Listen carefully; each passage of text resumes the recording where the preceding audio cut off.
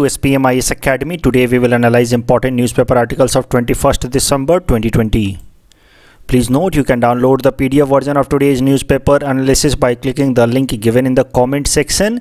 You can download the PDF version of November 2020 magazine from our website spmisacademy.com. You can also join our WhatsApp group through the link given in the description section for more study materials.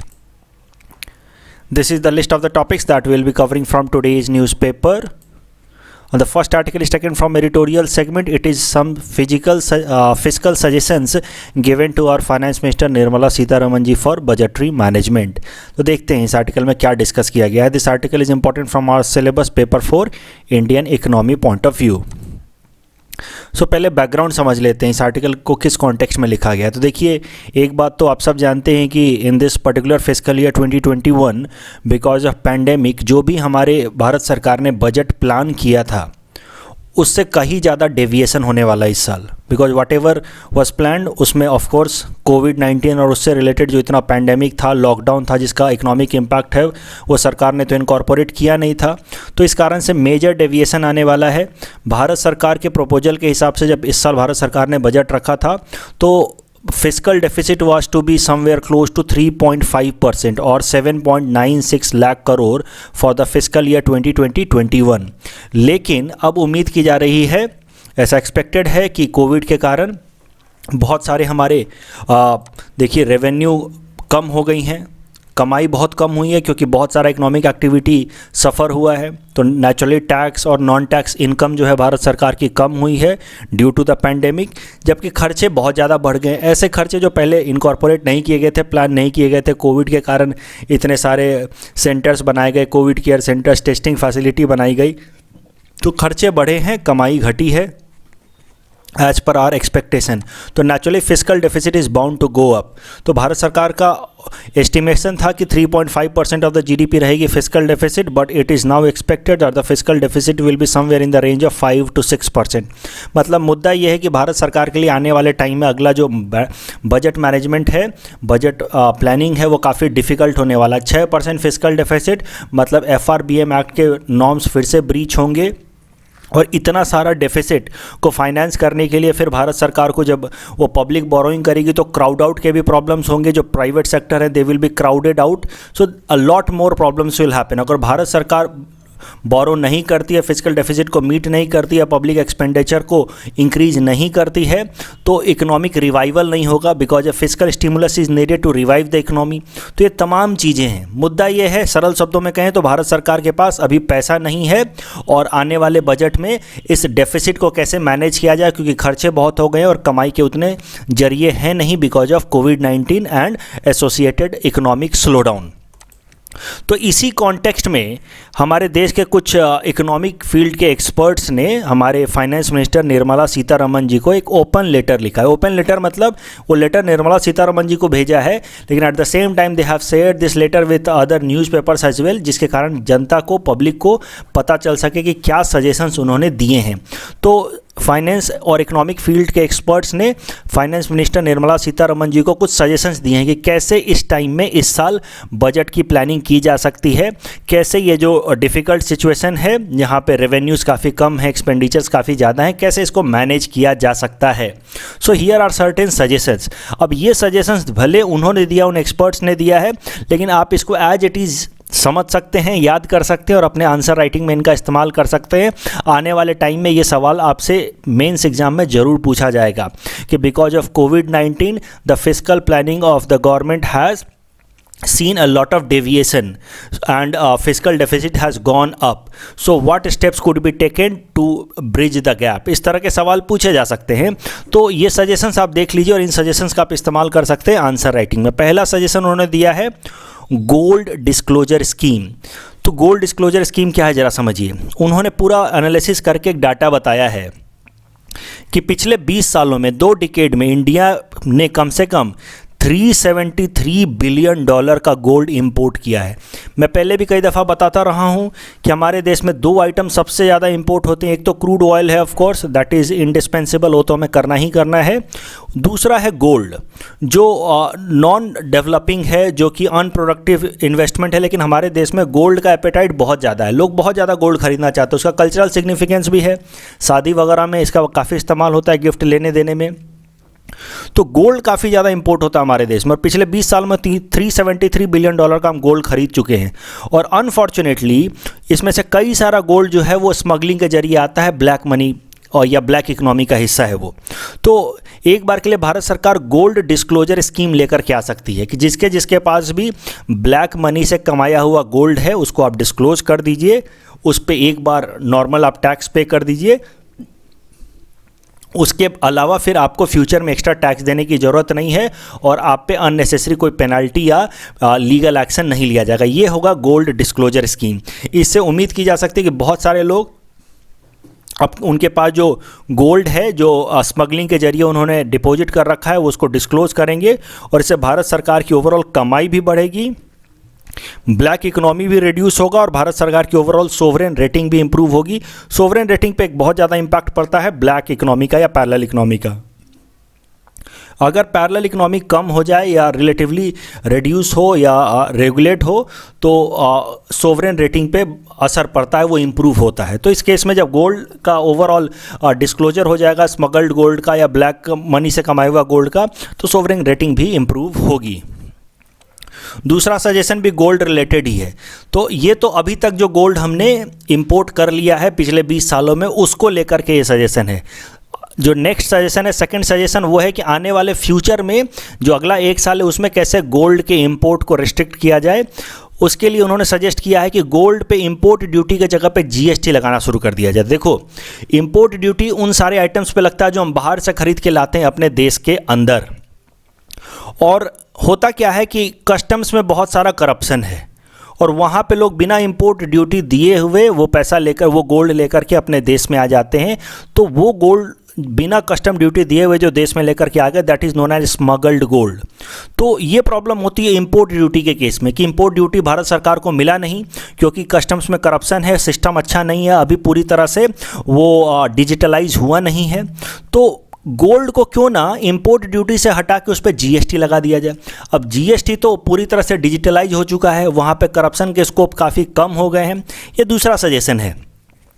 तो अगर gold पे GST लगाया जाएगा तो gold की smuggling बहुत कम हो जाएगी, गोल्ड को इलीगल तरीके से लाना कम हो जाएगा। तो अगला 1 साल जो होगा उसमें जो भी गोल्ड खरीदेगा उस पर भारत सरकार को टैक्स जरूर पे करेगा।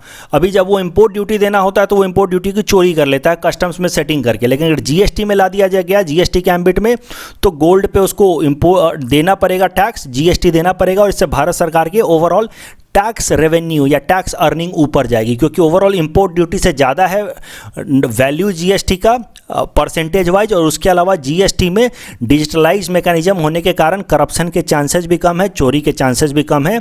तो जीएसटी से अगर हम लोग उसको गोल्ड को उसके अंदर ला दिए तो अर्निंग ज़्यादा होगी। That is the second suggestion. तीसरा है realizing better value for PSUs. तो देखिए, भारत सरकार अभी क्या कर रही है, बजट मैनेजमेंट करने के लिए जो डेफिसिट है, बहुत सारे पीएसयूज को बेच रही है।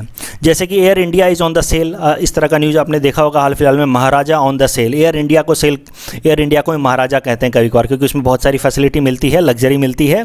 तो अब भारत सरकार क्या कर रही है कि जल्दी जल्दी में जो भी पीएसयूज हैं उनको बेच रही है ताकि फंड को रेज कर सके। तो तीसरा सजेशन ये है कि rather than doing piecemeal and predictable market disinvestment, यानी कि जल्दी जल्दी में आप सेल मत कीजिए, इसको कहते हैं डिस्ट्रेस सेल।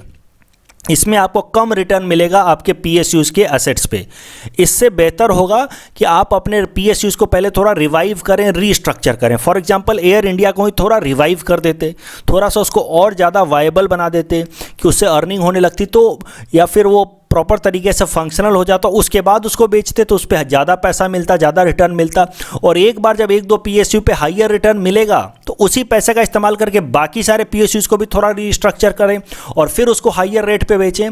तो that way the government of India will realise better value for PSUs by restructuring its PSUs before selling it. तो this is the third advice. चौथा एडवाइस है लीगलाइज बेटिंग। तो चौथा एडवाइस में ये कहा गया कि देखिए हमारे देश में कई सारे रिच इंडियंस हैं, सुपर रिच इंडियंस, वो जा कर के कसिनोज़ में, मकाऊ में, सिंगापुर में, ये सब फेमस कसिनो सेंटर्स हैं, वहाँ पे जाके करोड़ों अरबों पैसा उड़ाते हैं लोग बेटिंग में। क्यों? क्योंकि हमारे देश के अंदर बेटिंग लीगल नहीं है, तो हमारे देश में ये लोग लीगल तरीके से बेटिंग नहीं कर पाते हैं और इसीलिए विदेशों में जाकर के ये लोग करोड़ों करोड़ रुपया बेटिंग में उड़ाते हैं। तो क्यों ना हमारे देश में भी बेटिंग को लीगल कर दिया जाए। इससे होगा क्या कि ये सारे लोग जो विदेशों में जाकर के इतना करोड़ रुपया उड़ाते हैं वो अपने देश में ही पैसा खर्च होगा, और जब एक बार ये एक्टिविटी लीगल हो जाएगी तो इस पर भारत सरकार को टैक्स भी मिलेगा। This will no longer remain a criminal activity. जब भारत सरकार को टैक्स मिलेगा तो भारत सरकार की रेवेन्यू ऊपर जाएगी। इन्होंने एक डाटा के हिसाब से कोट करने की कोशिश की, प्रूव करने की कोशिश की है कि इन सब तरह की एक्टिविटीज से कितनी सारी अर्निंग हो सकती है। केरला सरकार की जो नॉन टैक्स रेवेन्यू है उसका 80%, जो नॉन टैक्स रेवेन्यू का जो 80% कंपोनेंट है, that comes from sales of lottery. तो एक तो टैक्स हो गया, वो एक अलग बात है। जो नॉन टैक्स सोर्सेज होते हैं उसमें एक बहुत ही इंपॉर्टेंट कंपोनेंट है केरला सरकार का कि वो खुद लॉटरी बेचती है, केरला सरकार की लॉटरी, और उससे 80% तक का उनका नॉन टैक्स रेवेन्यू आता है। तो मतलब लॉटरी, बेटिंग, ये they are the very important source of earning. अगर वैसे भी हमारे देश में लोग चोरी छुपे इलीगल तरीके से बेटिंग करते ही हैं, विदेशों में जाके पैसा उड़ाते ही हैं, तो क्यों ना इसको लीगलाइज कर दिया जाए, खासकर ऐसे टाइम में जब भारत सरकार को पैसे की ज़रूरत है। So that way it will help government of India to bridge the finance for this particular year.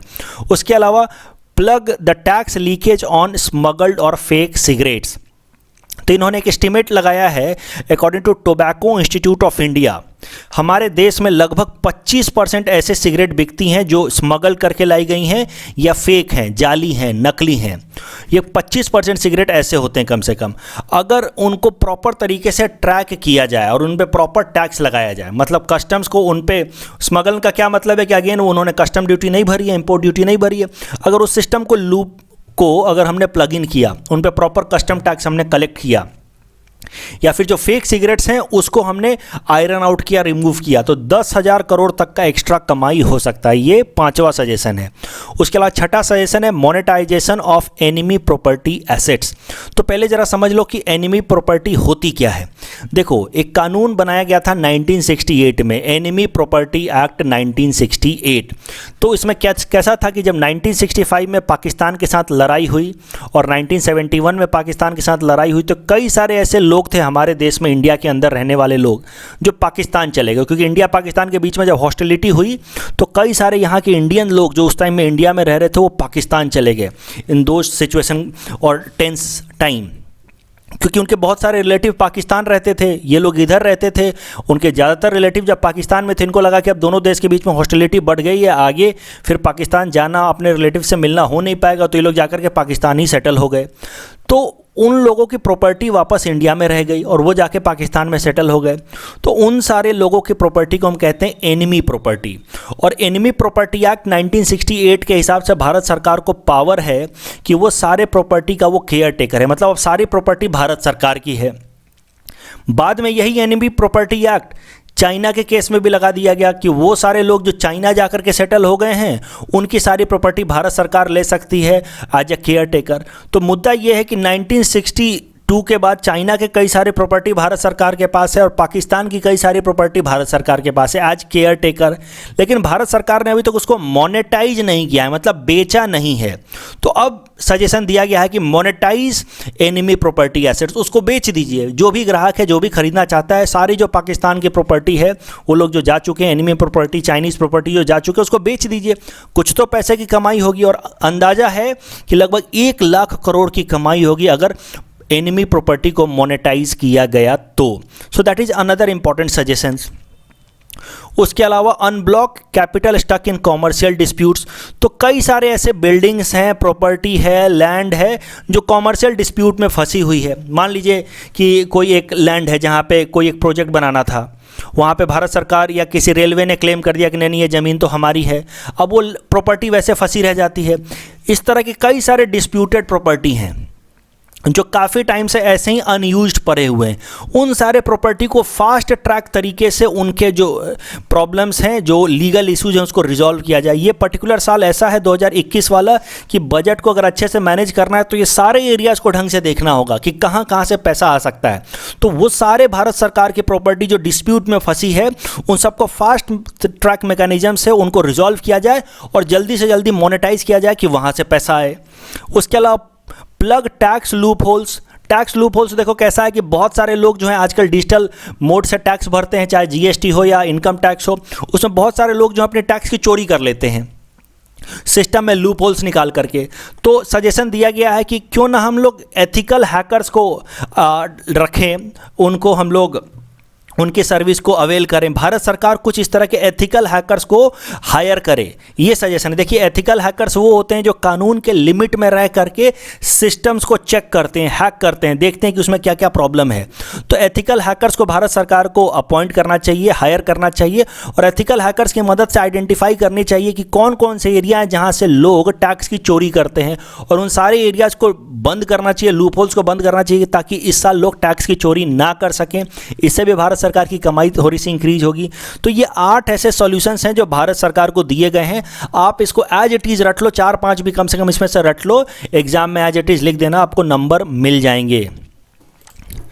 The next article is taken from international segment. It talks about new Covid strain in Britain. अब देखिए, ये जो article है this is not directly related with exam, but still मुझे लगा कि ये मुझे कवर करना चाहिए और आप सबको ये जानना चाहिए जो नया डेवलपमेंट है with respect to corona virus.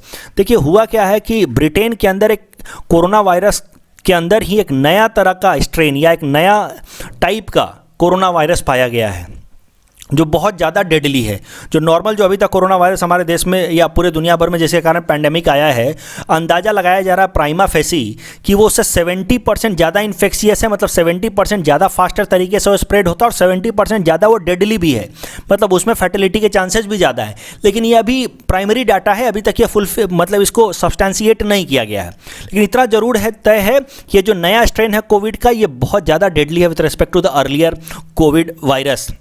और ब्रिटेन में, खासकर साउथ ब्रिटेन में ये स्प्रेड हो रहा है। उसके अलावा कुछ एक यूरोपियन कंट्रीज में जैसे डेनमार्क में, नीदरलैंड्स में भी इसके कुछ केसेस पाए गए हैं। कम से कम अब ब्रिटेन ने क्या किया है कि अपने देश में स्ट्रिक्टेस्ट लॉकडाउन लगाया है कुछ एरिया में।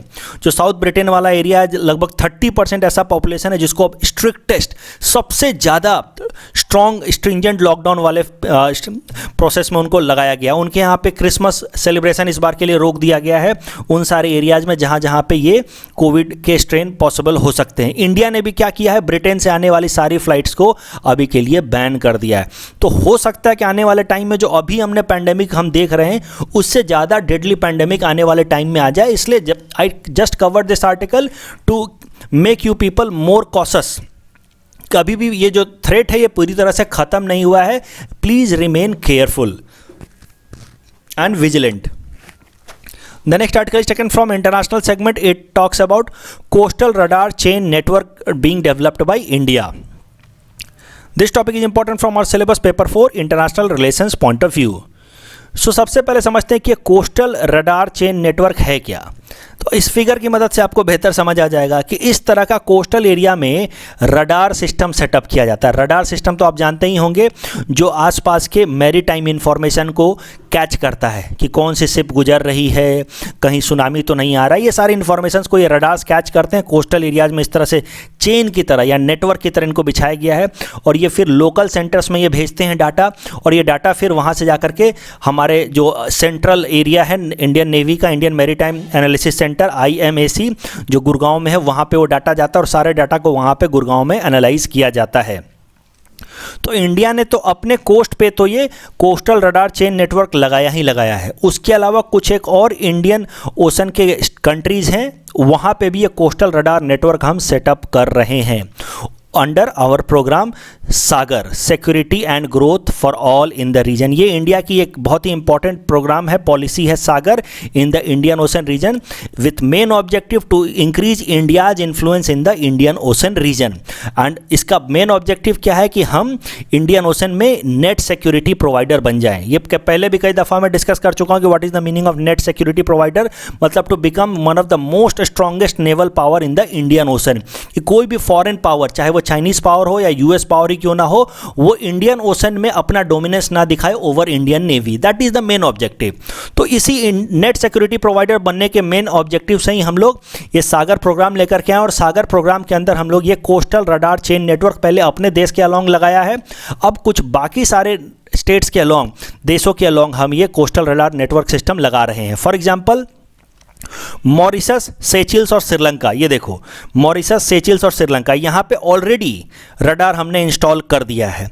उसके अलावा अब बात चल रही है मालदीव और म्यांमार के साथ, हमने बात ऑलरेडी फाइनलाइज कर दी है कि वहाँ पे भी इस तरह का कोस्टल रडार नेटवर्क हम लगाएंगे, और बांग्लादेश और थाईलैंड के साथ बात चल रही है कोस्टल रडार नेटवर्क सिस्टम लगाने की। तो ये सारे coastal radar network system applicable होने के बाद, फंक्शनल होने के बाद, इंडियन नेवी का कैपेबिलिटी इंडियन ओशन में और ज़्यादा बढ़ जाएगा, and we will move closer to our dream of becoming net security provider in the Indian ocean region. जैसा कि मैंने आपको बताया कि ये सारे डाटा जो हैं वो कलेक्ट होकर के जाते हैं रीजनल सेंटर्स में, और रीजनल सेंटर से फिर वो कलेक्ट होकर के जाते हैं हमारा जो सेंट्रल एरिया है, जहाँ पे जिसको हम लोग कहते हैं information management and analysis centre, जो वो इंडियन नेवी की सेंट्रल एरिया है जो ये सारे डाटा को वो एनालाइज करती है। Information management and analysis centre, इसको डेवलप किया है इंडियन नेवी ने, कोस्ट गार्ड ने और भारत इलेक्ट्रॉनिक्स लिमिटेड ने मिल करके under the guidance of national security advisor. जैसा कि मैंने आपको बताया, जो भी सारे वेसल्स यहाँ पे मूव करते हैं इस इंडियन ओशन में, उन सब को ट्रैक किया जाता है with help of these coastal radars. और ये जो सेंटर है IMSC, ये गुड़गांव में है, लेकिन ये जो IMSC है इसमें सिर्फ हम लोग कॉमर्शियल शिप्स को ट्रैक करते हैं, इसमें हम लोग नेवल शिप्स को ट्रैक नहीं करते। कॉमर्शियल शिप्स को हम लोग कहते हैं वाइट शिपिंग, जबकि नेवल शिप्स को हम लोग कहते हैं ग्रे हल्क और मिलिट्री शिप्स। ग्रे हल्क या मिलिट्री शिप्स को ट्रैक करने के लिए एक अलग एजेंसी है जिसका नाम है डायरेक्टोरेट ऑफ नेवल ऑपरेशंस। उसके इंफॉर्मेशंस काफ़ी क्लासिफाइड है, उसके इंफॉर्मेशंस ईजिली अवेलेबल नहीं होते हैं। The next article is taken from cultural segment. It says that Gatka, Kalaripattu, Thangta and Malakhambam has been included in Khelo India Games. So this topic is important from our syllabus paper 2 culture point of view. सबसे पहले समझते हैं कि news article क्या है। देखिए, हमारे देश की स्पोर्ट्स मिनिस्ट्री ने 4 हमारे देश के इंडिजीनियस गेम, जो हमारे देश के ओरिजिनल हमारे देश के गेम हैं, उनको खेलो इंडिया यूथ गेम्स 2021 में इंक्लूड कर लिया है। ये खेलो इंडिया यूथ गेम 2021 वाला हरियाणा में होने वाला है। ये जो 4 गेम्स इंक्लूड किए गए हैं वो हैं गटका, कलारीपट्टू, थांगटा एंड मालखंबम। तो एक एक करके चारों गेम्स को देखते हैं, इनमें कहाँ के ये गेम्स हैं। डायरेक्ट हमसे पीटी में या मेंस में सवाल पूछा जा सकता है। सबसे पहले देखिए कलारीपट्टू, इसको कलारी भी कहते हैं, and this is a martial art from Kerala. ये 3rd सेंचुरी BC से ये मार्शल आर्ट प्रैक्टिस किए जा रही है, and all caste people from all caste practise this Kalaripattu in Kerala. Even women also take participation in Kalaripattu. उसके अलावा है मालखंबम। मालखंबम, अब जैसा कि आप देख रहे हैं, इस तरह का एक खंबा होता है या वायर होता है, रोप होता है, जिस पे एथलीट्स इस तरह का पोज प्रैक्टिस करते हैं, जिम्नाजियम पोस्चर प्रैक्टिस करते हैं। ये मालखंबम मध्य प्रदेश का स्टेट स्पोर्ट है, जबकि महाराष्ट्र में भी ये बहुत ज़्यादा प्रैक्टिस किया जाता है। फिर है गटका। देखिए, गटका जो है वो पंजाब को बिलोंग करता है, Sikh community of Punjab practises Gatka. इसमें कैसा होता है, वुडन स्वॉर्ड, वुडन स्टिक से इस तरह की फाइटिंग होती है, उसको सिमुलेट किया जाता है जैसे कि स्वॉर्ड फाइटिंग हो रही है, तलवार फाइटिंग जैसा एक्शन होता है, लेकिन एक्चुअली गटका में होता वुडन स्वॉर्ड ही है। ओरिजिनली ये गटका मार्शल आर्ट पंजाब में ओरिजिनेट हुआ था 15th सेंचुरी में, लेकिन धीरे धीरे पंजाब में इसका कल्चर कम हो गया और यूरोपियन कंट्रीज़ में ज़्यादा प्रैक्टिस होता है। आपने देख रखा होगा इस तरह का वो गेम खेलते हैं यूरोपियन कंट्रीज़ में, स्वॉर्ड नीडल टाइप का स्वॉर्ड होता है जिससे वो इस तरह का प्रैक्टिस करते हैं। एक्चुअली वो गटका से ही निकल के आया है, जो पंजाब का ओरिजिनल गेम है। चौथा गेम जो इंक्लूड किया जाएगा वो है Thangta. Thangta is from Manipur, it is a martial art from Manipur. इसके 2 कंपोनेंट है। थांगटा ओरिजिनल जो कंपोनेंट है दैट इज़ आर्म्ड कॉम्बैट, जबकि सरित सरक इसका जो दूसरा कंपोनेंट है दैट इज़ अनआर्म्ड फाइटिंग। आपको देख करके लगेगा कि ये सब सवाल पता नहीं आएगा या नहीं आएगा, लेकिन आप यूपीएससी के सवाल उठा करके देखो, हर साल इस तरह के सवाल आते रहते हैं, पीटी में तो खासकर। फॉर एग्जांपल ये सवाल देखो, यूपीएससी 2014 प्रीलिम्स में आया था कलारीपट्टू से related. Please attempt this question and you can submit the answer in the comment section. The next article is taken from general awareness segment. It is about pink and red ball. This topic पे हम जरा देखते हैं कि news क्या है। देखिए, हाल फिलहाल में आपने भी सुना होगा कि ऑस्ट्रेलिया के अंदर जो एडिलेड टेस्ट चल रहा था वहाँ पे इंडियन टीम सेकंड इनिंग में 36 रन्स में ऑल आउट हो गई। वो अभी तक का इंडियन टीम का लोएस्ट स्कोर है।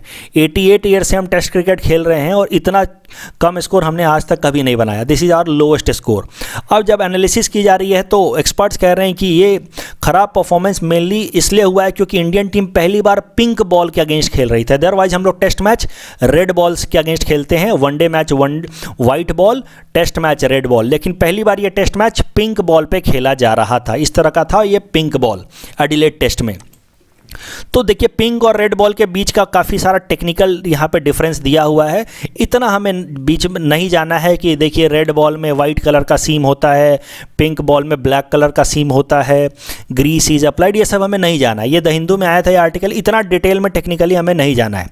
लेकिन इतना हमें ज़रूर समझना चाहिए कि why pink ball was used. जब हमेशा रेड बॉल होता है तो इस बार पिंक बॉल क्यों यूज किया गया? ये इसलिए क्योंकि ये Adelaide test day and night test था।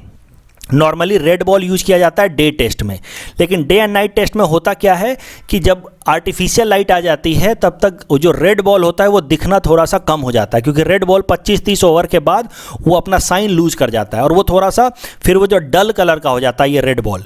और फिर आर्टिफिशियल लाइट के अंदर इस रेड बॉल को फिर देख पाना अच्छे से बैट्समैन के लिए और ज़्यादा डिफिकल्ट हो जाता है, और इसी कारण से पिंक बॉल यूज किया जाता है डे एंड नाइट टेस्ट में। और ये पहली बार Indian team day and night test खेल रही थी एडिलेड में, और डे एंड नाइट टेस्ट में पिंक बॉल ही यूज होता है क्योंकि उसका साइन इतना ज़्यादा लूज नहीं होता है और वो मतलब आर्टिफिशियल लाइट में भी वो पिंक बॉल अच्छे से दिखता है, जबकि ये रेड बॉल आर्टिफिशियल लाइट में अच्छे से नहीं दिखता आफ्टर 25 to 30 ओवर्स, क्योंकि ये अपना साइन लूज कर जाता है। That is the reason pink ball was used in this Adelaide test, because it was a day and night test and India was first time playing in a day and night test. और यही कारण है शायद से कि हम इतनी जल्दी 36 रन पे ही ऑल आउट हो गए।